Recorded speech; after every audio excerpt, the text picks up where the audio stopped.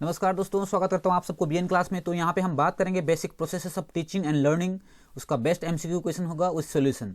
So video को delay नहीं करते हैं, पहला क्वेश्चन को लेते हैं। आज का पहला क्वेश्चन है हमारे पास, purpose of teaching method is effective presentation of subject matters. जो टीचिंग मेथड जो होता है ये effective presentation of subject matter का इफेक्टिव प्रेजेंटेशन है। While the purpose of teaching strategy is, teaching strategy क्या है। सो पहला ऑप्शन है हमारे पास में क्रिएटिंग कंड्यूसिव लर्निंग एनवायरनमेंट है। ऑप्शन बी है realisation of objective. Option C है increasing the interaction of teachers with pupils. Okay, ये तीन ऑप्शन है। उसके बाद में ऑप्शन डी में दिया है ऑल ऑफ दी अबव। तो हमको देखना है कि जो पर्पस ऑफ टीचिंग स्ट्रेटेजीज क्या है। ठीक है, सो इसका आंसर है, हम जैसे जानेंगे, इसका आंसर है ऑल ऑफ दी अबव। इसका आंसर क्या हो जाएगा? ऑल ऑफ दी अबव हो जाएगा इसका correct answer. Creating conducive learning environment भी जरूरत है, realisation of objective, increasing the interaction of the teachers with pupils. ठीक है, ये है, तो इसका आंसर हो जाता है option D, all of the above. Next question है हमारे पास में, story telling is a successful method in the process of teaching which of the given statement does not support above set idea. So story telling है, teaching का एक method है, successful method है। सो इस मेथड को कौन सा स्टेटमेंट सपोर्ट नहीं कर रहा है? Story should be told in an interesting manner using gesture and facial expression. Yes, ये तो एब्सोल्युटली करेक्ट है। जब भी आपको स्टोरी बता रहे होते हैं तो उसमें आपका gesture and facial expression is very very important. दूसरा, coherency of the event should be maintain in story, coherency को भी मेंटेन करना होता है। दूसरा, theme of the story and the description of the characters should be given well in advance. Okay, so जब भी story telling method होता है, क्या होता है? The theme of the story and description of the characters should be given well in advance, या फिर none of the above है। सो चार ऑप्शन है हमारे पास में, आपको देखना है। तो इसका करेक्ट आंसर है नॉन ऑफ द अबव। जितना भी हमको ऑप्शन मिला है वो सारा जरूरी है। सो इसका आंसर हो जाएगा नॉन ऑफ द अबव। आशा करता हूँ ये चीज आपको समझ में आया होगा स्टोरी टेलिंग से रिलेटेड। नेक्स्ट क्वेश्चन है, which of the following statement describe the text book strategies. Okay, text book का जो स्ट्रेटेजी है उसको कौन सा फॉलोइंग स्टेटमेंट डिस्क्राइब करता है? To enable the children to have mastery over the subject matters, to make the students familiar with the quality of the content of the book. Option C में है to assist teacher in teaching process by the supplying him her the materials to teach, या फिर to make a uniform presentation of the subject matter for the children of the class। तो चार option है, आपको देखना है जो text book strategy इसमें से कौन सा आपको सूट करेगा। That means to enable the childrens to have the mastery over the subject. So पहला ऑप्शन ही इसके लिए करेक्ट हो जाता है, to enable the childrens to have mastery over the subject. तो ये टेक्स्ट बुक ये चीज बच्चे को मास्टरी करने में हेल्प करता है। ठीक है, ये था इसका आंसर, ऑप्शन ए हो जाएगा इस क्वेश्चन के लिए आंसर। नेक्स्ट क्वेश्चन पे जाते हैं। नेक्स्ट क्वेश्चन है, for conducting A social science class in an interesting way teacher should.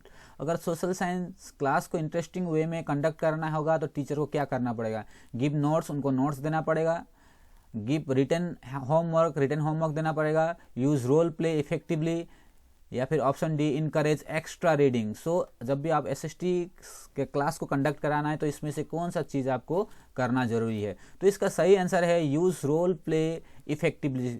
So role play करके बच्चे को समझाने से ही वो अच्छे से समझ पाएंगे। ठीक है, ये है आपका सोशल साइंस क्लास से रिलेटेड क्वेश्चन था, उसका सही आंसर। जब भी आप आंसर सेलेक्ट कर रहे हैं तो बेस्ट आंसर को सिलेक्ट करने की कोशिश करिए कि बहुत सारा आंसर आपको ये भी होगा वो भी होगा जैसा लगेगा, तो आपको बेस्ट आंसर आपको ऑप्शन में सिलेक्ट करने को मिलेगा। ठीक है, ये था इसका आंसर। नेक्स्ट क्वेश्चन को देख। नेक्स्ट क्वेश्चन है, when most of the students in the class do not understand a concept clearly the teacher should. जब बहुत सारे बच्चे को क्लास में टीचर से पढ़ाया गया कॉन्सेप्ट को समझ में नहीं आता है तो टीचर को क्या करना चाहिए? टीचर को क्या करना चाहिए? यहाँ पे ऑप्शन दिया गया है, repeat the lesson once again. आपको लेसन को रिपीट कर देना है एक बार। Conduct hand on activities on that concept, तो उसको एक्टिविटीज कंडक्ट करके उस चैप्टर को समझाने की कोशिश करना है। Ask student to talk take help from the parents, तो बच्चे को बोलना है कि आप पेरेंट्स का हेल्प लेके इसको काम करो। या फिर ignore and move to next concept, या फिर उसको इग्नोर करके आगे का टॉपिक पढ़ाना शुरू कर दीजिए नेक्स्ट कॉन्सेप्ट को।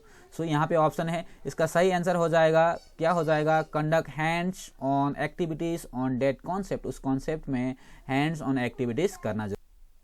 इसके बाद नेक्स्ट क्वेश्चन है हमारे पास में, in a class student asks the teachers a questions and the answer is not known to the teachers as a result or as a teachers you should.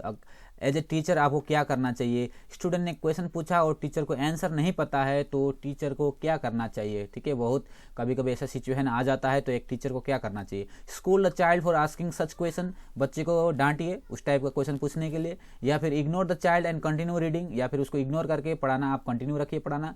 Tell the child that you will look for the answer, या फिर feel ashamed that you did not know the answer, या फिर आपको शर्म आना चाहिए कि आपको आंसर नहीं आता है, इस टाइप का आपको फील होना चाहिए। सो ये देखिए, इसमें जब भी आपको ये सारा चीज़ कुछ भी नहीं है, आपको एकदम सोच के जाना है कि जब भी हम कोई बच्चे हमको क्वेश्चंस पूछ रहे हैं तो अगर हमको आंसर नहीं पता है तो पहला चीज़ तो गलत आंसर नहीं देना है उनको, कभी भी गलत आंसर हम उसको नहीं देंगे।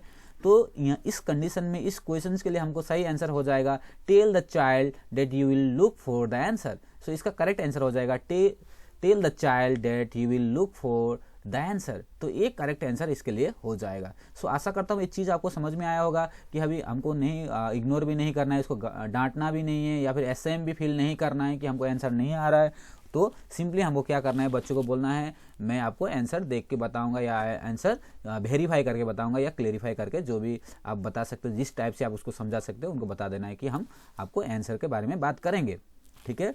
सो ये हो गया क्वेश्चन। नेक्स्ट क्वेश्चन है while teaching if you realize that what you have taught is not correct. So पढ़ाते पढ़ाते आपको पढ़ाने के बाद आपको समझ में आया कि आपने जो पढ़ाया है वो सही नहीं है, तो आप क्या करेंगे। आपने रियलाइज़ किया कि आपने जो चीज़ पढ़ाया था वो करेक्ट नहीं है, फिर एज ए टीचर आप क्या करेंगे, leave the topic unfinished and shift to another, उस टॉपिक को वहीं पे छोड़ के दूसरा टॉपिक पे चले जाएंगे। या फिर tell the student that it was a mistake and correct it, बच्चे को बोल दीजिए कि ये मिस्टेक हुआ है और उसको करेक्शन कर दीजिए। Divert the attention of the student, student का अटेंशन को डाइवर्ट कर दीजिए। School student to finish the remaining task, या फिर बच्चे को डांटिए कि जो बचा हुआ काम उसको करिए। तो यहाँ पे ऑप्शन है, अगर हमने पढ़ाते समय कोई गलत हो जाता है और बाद में हमको रियलाइज हो जाएगा कि हमने गलत सिखाया है, तो बच्चे को बोलना है कि ये थोड़ा सा मिस्टेक हो गया, इसको हम करेक्शन करते हैं इस टाइप से, ठीक है। तो मिस्टेक हो गया, we should accept as a teacher, teacher को एक्सेप्ट करना जरूरी है। सो ये आंसर हो गया इसका। सो आंसर कौन सा है, tell the student that it was a mistake and correct it, तो उसको आपको करेक्ट भी कर देना है, ठीक है। ये क्वेश्चन था। नेक्स्ट क्वेश्चन को देखेंगे। नेक्स्ट क्वेश्चन है which of the statement given below is not true for corporal punishment. Corporal punishment जो है अभी बैंड है, कॉर्पोरल पनिशमेंट हम बच्चों को नहीं दे सकते हैं, फिजिकल पनिशमेंट जो है बच्चों को नहीं दे सकते हैं, कोई भी पनिशमेंट हम बच्चों को नहीं दे सकते स्कूल में। So corporal punishment statement is given below is not true, कौन सा ट्रू नहीं है बोला है। It helps in disciplining pupils, बच्चे को डिसिप्लिन करने में हेल्प करता है corporal punishment. It makes childrens aggressive. It gives the message that might is right, okay, message देता है सही है बोल के। It helps the emotional development of the childrens. तो देखिए यहाँ पे कॉर्पोरल पनिशमेंट तो स्कूल में देना ही नहीं है बच्चों को। जब भी हम कभी भी कोई भी कॉन्सेप्ट पढ़ाते हैं या जो भी पढ़ाते हैं बच्चों को समझ में नहीं आता है या फिर हुआ कुछ गड़बड़ी कर रहे हैं, तो बच्चों को कॉर्पोरल पनिशमेंट बैंड है, टोटली कॉर्पोरल पनिशमेंट नहीं दे सकते हैं। So it help in discipline. So आपको बेस्ट सिलेक्ट करना है। देखिए यहाँ पे तो बहुत सारा ऑप्शन है। सो अगर नॉन ऑफ द अबव या ऑल ऑफ द अबव होता तो आप अलग कुछ आंसर सोचते, तो लेकिन यहाँ पे क्या है, इस क्वेश्चन के लिए सही आंसर है आपको it helps the emotional development of childrens. So not बोला है, आप ध्यान रखिए, not help the emotional development of childrens. Childrens के इमोशनल डेवलपमेंट में कॉर्पोरल पनिशमेंट हेल्प नहीं करता है, ओके। सो ये not true, okay, not true है। इसमें कौन सा ट्रू नहीं है, that means a corporal punishment देने से बच्चे का इमोशनल डेवलपमेंट होता है बोला है, लेकिन नहीं होता है, ओके, एक्चुअली में। सो नॉट ट्रू बोलने से तो option D is the correct answer. So आशा करता हूँ ये सारा चीज़ जितना भी क्वेश्चन हमने आज डिस्कस किया आपको समझ में आया होगा। So thank you for watching, God bless you.